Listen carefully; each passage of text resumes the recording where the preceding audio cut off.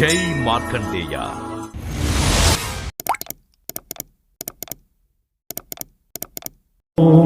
నమో నమో మార్కండేయ యతివర్య. ఈరోజు పంచాంగం బుధవారం 22 అక్టోబర్ 2025, కలియుగం 5126, శ్రీ విశ్వావసునామ సంవత్సరం, దక్షిణాయనం, శరదృతువు, కార్తీక మాసం, శుక్లపక్షం. సూర్యోదయం ఉదయం 6:14, సూర్యాస్తమయం సాయంత్రం 5:46.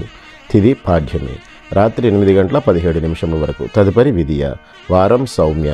నక్షత్రం స్వాతి, రాత్రి 1:45 వరకు. తదుపరి విశాఖ. యోగం ప్రీతి, రేపు తెల్లవారుజాము 4:04 వరకు. తదుపరి ఆయుష్మాన్.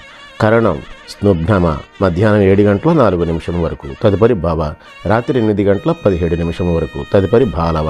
వర్జ్యం తెల్లవారుజామున 5:14 నుండి ఉదయం 7:01 వరకు. దుర్ముహూర్తం ఉదయం 11:37 నుండి మధ్యాహ్నం 12:23 వరకు. రాహుకాలం మధ్యాహ్నం 12 గంటల నుండి మధ్యాహ్నం 1:26 వరకు. యమగండం ఉదయం 7:41 నుండి ఉదయం 9:07 వరకు. గుళికాకాలం ఉదయం 10:34 నుండి మధ్యాహ్నం 12 గంటల వరకు. బ్రహ్మముహూర్తం తెల్లవారుజాము 4:38 నుండి తెల్లవారుజాము 5:26 వరకు. అమృత గడియలు మధ్యాహ్నం 3:59 నుండి సాయంత్రం 5:47 వరకు. అభిజిత్ ముహూర్తం ఈరోజు లేదు. ఈరోజు రాశి ఫలాలు. బుధవారం 22 అక్టోబర్ 2025, మేషరాశి. చేపట్టిన పనులు సకాలంలో పూర్తి చేస్తారు. దూర బంధువుల నుండి శుభకార్య ఆహ్వానాలు అందుతాయి. చిన్ననాటి మిత్రులతో గృహమున ఆనందంగా గడుపుతారు. వ్యాపారాల్లో నూతన పెట్టుబడులు లభిస్తాయి. నిరుద్యోగులకు నూతన ఉత్సాహంతో ముందుకు సాగుతారు. ఉద్యోగులకు జీతాల విషయాల్లో శుభవార్తలు అందుతాయి. వృషభరాశి. వ్యాపారాల్లో ఆశించిన లాభాలు అందుకుంటారు. ఇంటా బయట అనుకూల వాతావరణం ఉంటుంది. ఉద్యోగాల్లో అధికారులకు అనుగ్రహంతో సమస్యల నుండి బయటపడతారు. నూతన కార్యక్రమాలకు శ్రీకారం చుడతారు. బంధుమిత్రులతో శుభకార్యాలకు హాజరవుతారు. రాజకీయ ప్రముఖుల నుండి అరుదైన ఆహ్వానాలు అందుతాయి. మిథున రాశి. బంధుమిత్రులతో మాట పట్టింపులు తప్పవు. చేపట్టిన పనులు నెమ్మదిగా సాగుతాయి. స్వల్ప ఆరోగ్య సమస్యలు విష్కాపం పరుస్తాయి. వ్యాపారాలు అంతంత మాత్రంగా సాగుతాయి. నిరుద్యోగ ప్రయత్నాలు నిరాశ కలిగిస్తాయి. ఆర్థిక పరిస్థితి నిరుత్సాహపరుస్తుంది. వృత్తి వ్యాపారాల్లో వ్యయ ప్రయాసాలు అధికమవుతాయి. కర్కాటక రాశి. ప్రయాణ మార్గాల్లో అవరోధాలు తప్పవు. రుణదాతల నుండి ఒత్తిడి అధికమవుతుంది. చేపట్టిన పనుల్లో జాప్యం కలుగుతుంది. కొందరు ప్రవర్తనల వలన మానసిక చికాకులు పెరుగుతాయి. వ్యాపార ఉద్యోగాలు నిరుత్సాహపరుస్తాయి. ఆర్థిక వ్యవహారాలు నిరాశ కలిగిస్తాయి. శ్రమతో కాని పనులు పూర్తి కావు. సింహరాశి. ఆప్తుల నుండి వివాదాలకు సంబంధించిన కీలక సమాచారం అందుతుంది. సంఘంలో ప్రముఖులతో పరిచయాలు పెరుగుతాయి. నూతన వాహన కొనుగోలు చేస్తారు. వ్యాపారాలు ఉద్యోగాలు సంతృప్తికరంగా సాగుతాయి. మిత్రులతో విందు వినోద కార్యక్రమాల్లో పాల్గొంటారు. చేపట్టిన పనుల్లో కార్యసిద్ధి కలుగుతుంది. కన్యారాశి. ముఖ్యమైన నిర్ణయాల్లో మార్పులు చేస్తారు. ఆధ్యాత్మిక సేవా కార్యక్రమాల్లో పాల్గొంటారు. ఆదాయానికి మించి ఖర్చులు పెరుగుతాయి. దూర ప్రయాణాలు వాయిదా వేయడం మంచిది. వ్యాపార ఉద్యోగాల్లో ఒత్తిడి తప్పదు. చేపట్టిన వ్యవహారాలు మందగుడిగా సాగుతాయి. ఇంటా బయట పని ఒత్తిడి అధికమై సమయానికి నిద్రాహారాలు ఉండవు. తులారాశి. సమాజంలో గౌరవ మర్యాదకు లోటుండదు. అనుకున్న వ్యవహారాలు అనుకున్న సమయానికి పూర్తి చేస్తారు. విలువైన వస్తు వాహన లాభాలు పొందుతారు. వ్యాపార ఉద్యోగాలలో సమస్యలు అధికమవుతాయి. కీలక సమయంలో ఆప్తుల సలహాలు తీసుకుని ముందుకు సాగడం మంచిది. ఆర్థిక విషయాలు సంతృప్తినిస్తాయి. వృశ్చిక రాశి. చేపట్టిన వ్యవహారాల్లో అవరోధాలు తప్పవు. సోదరులతో స్థిరాస్తి వివాదాలు ఉంటాయి. ఆర్థిక పరిస్థితి నిరాశ కలిగిస్తుంది. ఉద్యోగాలలో రావలసినటువంటి అవకాశంలో చివరి నిమిషంలో చేజారుతాయి. బంధుమిత్రులతో అకారణ విభేదాలు కలుగుతాయి. వృత్తి వ్యాపారంలో క్రమం తప్ప ఫలితం లభించదు. ధనుస్సు రాశి. ఆకస్మిక ధనలాభాలు సూచనలు ఉన్నవి. జీవిత భాగస్వామి పుణ్యక్షేత్రాలు సందర్శిస్తారు. నూతన పరిచయాలు ఉత్సాహాన్ని ఇస్తాయి. విలువైన వస్తు వాహనాలు కొనుగోలు చేస్తారు. వ్యాపారాలు మరింత లాభసాటిగా సాగుతాయి.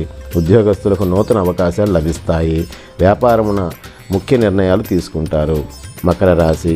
ఇంటా బయట మీ మాటకి విలువ పెరుగుతుంది. చేపట్టిన వ్యవహారాలు సాఫీగా సాగుతాయి. మిత్రుల నుండి కీలక సమాచారం సేకరిస్తారు. విందు వినోద కార్యక్రమాల్లో ఆహ్వానాలు అందుతాయి. వ్యాపార ఉద్యోగాల్లో అనుకున్న వాతావరణం ఉంటుంది. బంధుమిత్రుల నుండి విలువైన వస్తు వాహనాలు బహుమతులుగా పొందుతారు. కుంభరాశి. ఆరోగ్య విషయాల్లో అశ్రద్ధ చేయడం మంచిది కాదు. ముఖ్యమైన పనులు వాయిదా వేస్తారు. పాత రుణాలు తీర్చడానికి నూతన రుణ ప్రయత్నాలు చేస్తారు. వ్యాపార ఉద్యోగాలు నిరుత్సాహపరుస్తాయి. దైవ చింతన పెరుగుతుంది. ఆర్థిక పరిస్థితి నిరాశ కలిగిస్తుంది. మీనరాశి ఆకస్మిక ప్రయాణాలు సూచనలు ఉన్నవి. ఆర్థిక పరిస్థితి నిరుత్సాహపరుస్తుంది. బంధుమిత్రులు కొన్ని విషయాలకు మీతో విభేదిస్తారు. వ్యాపారాలు ఉద్యోగాల్లో ఊహించని సమస్యలు ఉంటాయి. దైవ సేవా కార్యక్రమాల్లో పాల్గొంటారు. చేపట్టిన పనుల్లో శ్రమాధిక్యత తప్ప కుటుంబ వ్యవహారాల్లో తొందరపాటు నిర్ణయాలు చేయడం మంచిది కాదు. కార్తీక మాసం ఆకాశదీపం.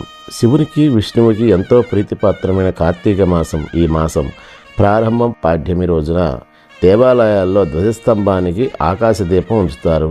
కార్తీక శుద్ధ పాడ్యమి నుండి పితృదేవతలంతా ఆకాశ మార్గాన తమ తమ లోకాలకు ప్రయాణం చేస్తుంటారు.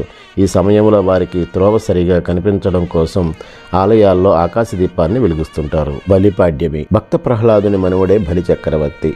ప్రహ్లాదుని కుమారుడైన విరోచని కుమారుడు పరమ విష్ణు భక్తుడైన తాత ప్రహ్లాదుని ఒడిలో ఆటపాటలతో అతని బాల్యం గడవడంతో బలిచక్రవర్తికి విష్ణు భక్తి అర్పింది. రాక్షసులకు రాజైన కారణంగా వారిని పాలిస్తూ ఉండేవాడు. ఈయన మహాదాత, అత్యంత జనరంజకంగా పాలన చేసేవాడు. ఈయన కాలంలో జనం సుఖ సంతోషాలతో జీవించడంతో నేను గొప్ప రాజును అనే అహంకారం అతని మనసును ఆవరించింది. గర్వభంగం చేసేందుకు శ్రీ మహావిష్ణువు 7 ఏళ్ల బ్రాహ్మణ బాలునిగా శిఖతో చిన్న గొడుగును కమండలమును తీసుకొని ఆ యజ్ఞస్థలికి వస్తాడు. ఆ బాలుని చూసిన బలి చక్రవర్తి అందరిలాగే అతనికి దానం ఇస్తానని అంటాడు. అయితే 3 అడుగుల నేల ఇప్పించండి అంటాడు వామనుడు. సరే తీసుకో అంటూ వామనుడి చేయి మీద చేయి పెట్టి జలం సాక్షిగా 3 అడుగుల నేలను దారపోస్తాడు. వెంటనే 3 అడుగుల బాలుడి రూపంలో ఉన్న వామనుడు ఆకాశమంతా పెరిగిపోతాడు. ఒక పాదం భూమి మీద, మరొక పాదం ఆకాశం మీద నిలిపి 2 అడుగులు పూర్తయ్యాయి.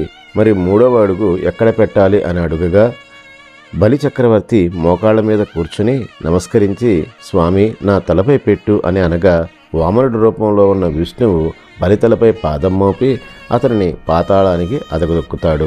అయితే బలి చక్రవర్తి పాలనాపరంగా పుణ్యాత్ముడు కావడంతో అతడినే పాతాళ చక్రవర్తిగా నియమించి ఏదైనా వరం కోరుకోమని బలిని అడుగుతాడు.